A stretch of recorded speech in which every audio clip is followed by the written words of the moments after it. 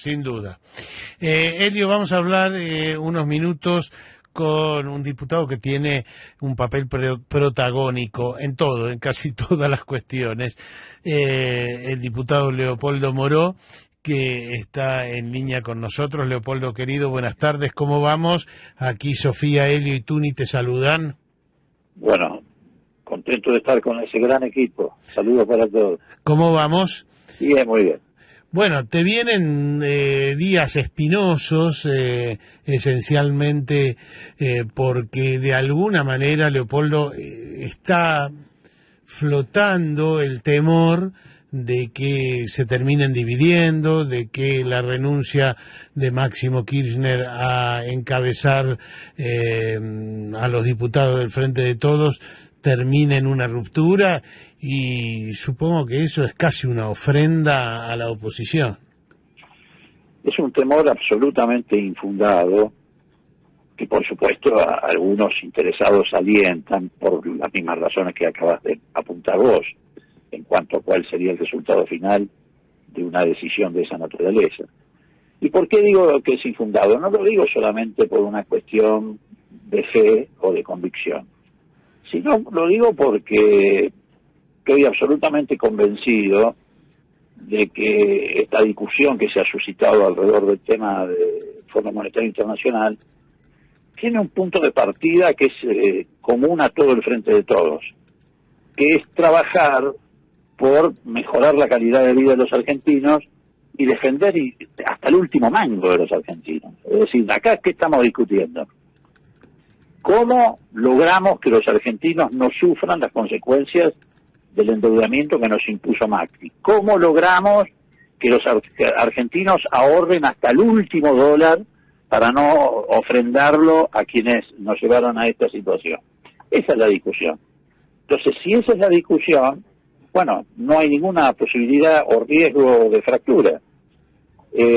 Ojalá esta discusión la hubiera tenido Juntos por el Cambio cuando Macri tomó la decisión de llevar adelante ese endeudamiento. Lo que pasa es que no la podían tener porque para tener esta discusión tenés que pensar en la gente y cómo defender a la gente.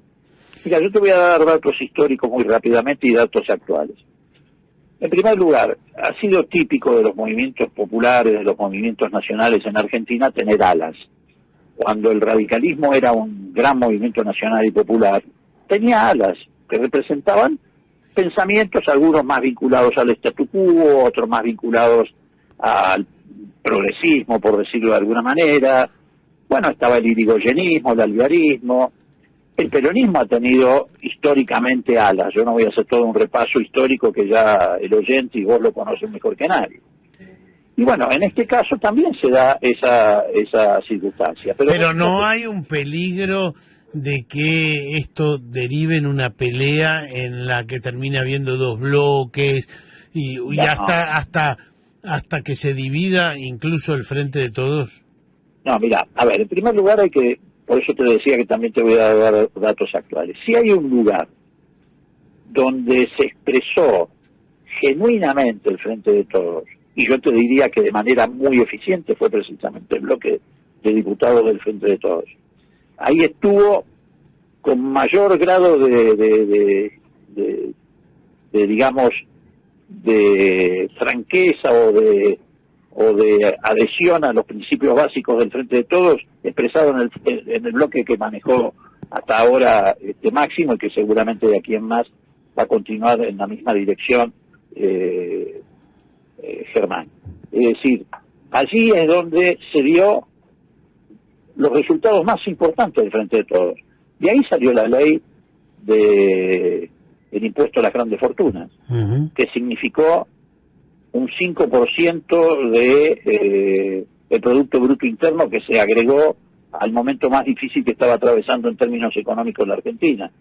De ahí salió la ley de zona fría, que significó casi para medio país afrontar las tarifas de gas con descuentos sustantivos.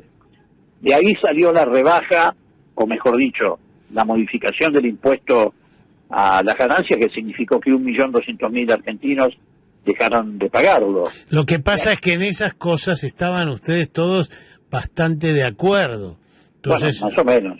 La ley El impuesto a las grandes fortunas tardó un año en salir. Ajá. De ahí salió la ley, bueno, de ahí salió la ley de teletrabajo, de ahí salió la ley de Cupotran, de ahí salió hace muy poco las modificaciones a la ley de bienes personales. Es decir, por eso te digo, el bloque del Frente de Todos es el que expresó de manera más genuina y más eficiente el espíritu del Frente de Todos. Pero puede ser que algunos no voten, algunos no voten en contra, o te parece que, digamos, ¿cómo se resuelve esto? No.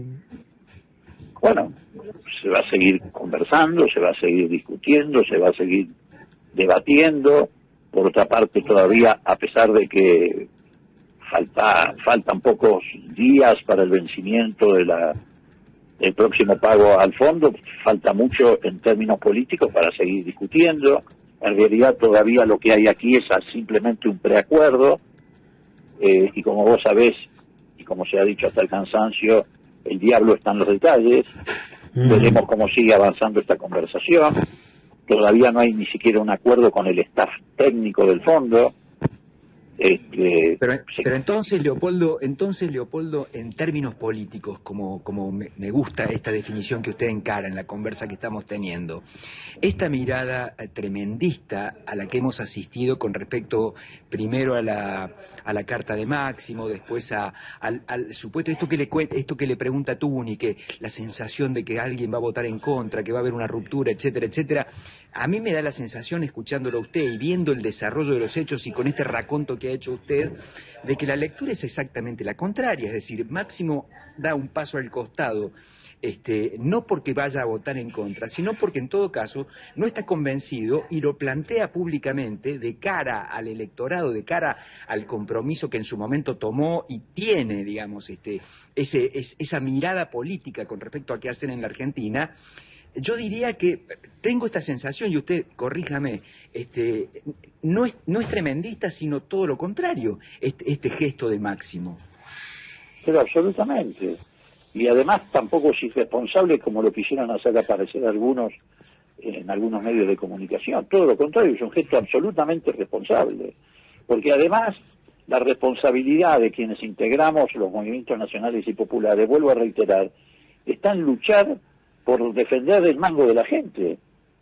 Esta misma discusión no la podía tener el Frente de Todos, Cambiemos, porque su mirada era otra, estaba dirigida a defender el interés de los que querían fugar plata con el acuerdo que firmaron con el fondo. Son dos miradas distintas que generan dos actitudes distintas. Entonces, ¿va a haber debate? Claro que va a haber debate, sin lugar a dudas va a haber debate. Y va a haber mucha discusión, y sí, es muy probable que haya mucha discusión. Pero no hay ninguna posibilidad de que el bloque del Frente de Todos se fracture. Ninguna. Bueno, nos tranquiliza un poco en el sentido de que, viste lo que la sensación, no sé, Elio, Sofi, yo cuando vi la carta de Máximo dije, hoy no tenemos un día de tranquilidad. Bueno, lo que vos decís, por lo menos, como que no va a haber tantas turbulencias, esa es No, va a haber discusión, tampoco yo quiero ser hipócrita y negar la realidad. Va a haber discusión, va a haber debate, pero no hay ninguna posibilidad de fractura. Y además porque tenemos una mirada común en aspectos estratégicos. Hablemos con franqueza. ¿Quién diseñó la estrategia para generar el Frente de Todos? No, está claro, sí. ¿Ah? Muy bien. ¿Quién dio una alternativa para que le pudiéramos ganar al Macri? Cristina Kirchner. Entonces, nadie va a conspirar contra su propia obra. Al contrario, en todo caso, de lo que se trata es de perfeccionarla. Y por eso los debates.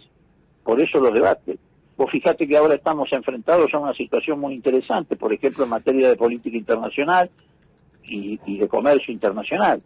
Se abre un camino muy importante con China a través del acuerdo de la ruta de la seda, que por supuesto ha provocado entre los cipayos de Argentina una reacción insólita, porque resulta ser que aquellos que dicen que el acuerdo con el fondo es bueno porque significa generar crédito para la Argentina, cuando el crédito se genera en un acuerdo con China, van a decir que ese crédito es malo, lo que demuestra que ideologizan esa discusión.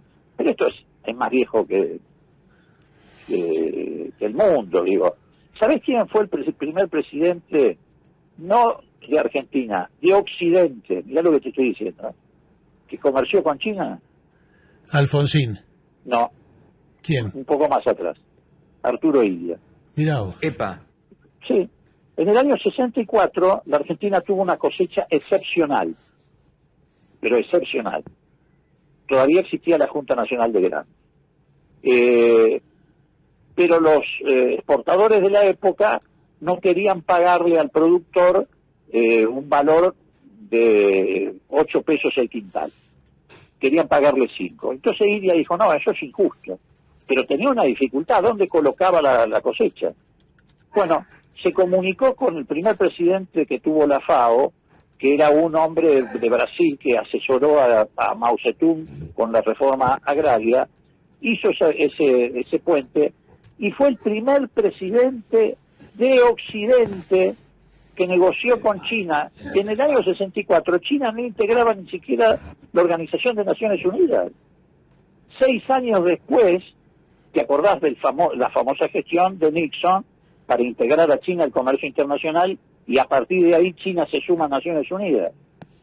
Pero, digo... La palabra... Sí. No, salió hace un ratito a propósito de lo que está diciendo Leopoldo, la palabra multilateralismo, que nos hizo un flashback virulento hacia los 60, y usted trae este detalle de Arturo Illia.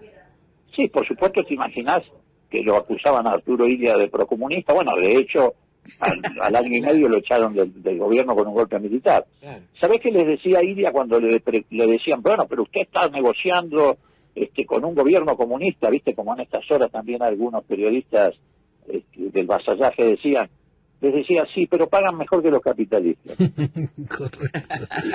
Muy bueno. Pero bueno, ¿y sabés qué otra cosa ocurrió? ¿Cómo no tenía barcos? ¿Cómo sacaba la producción para China? Lo llamó a Frei, que era presidente de Chile, se juntaron en Córdoba y acordaron que Frei le iba a facilitar los puertos hacia el Pacífico para que saliera el trigo y el maíz, y nosotros le íbamos a facilitar los puertos de Argentina para que saliera hacia el Atlántico el cobre de los chilenos.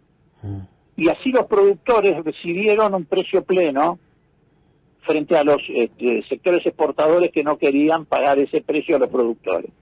Bueno, digo, los movimientos populares son eso, muchachos.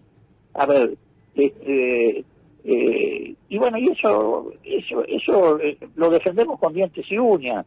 Por eso me parece muy bien que el presidente haya firmado ese acuerdo de la ruta de la seda. Como me parece muy bien que discutamos el tema del acuerdo con el Fondo Monetario Internacional. Hay que debatirlo, hay que discutirlo. Gracias, Leopoldo, muchísimas gracias. No, al contrario, que les vaya muy bien. Leopoldo Moró es un diputado clave. Creo que la frase fue: no hay ninguna posibilidad de una ruptura del bloque, del bloque.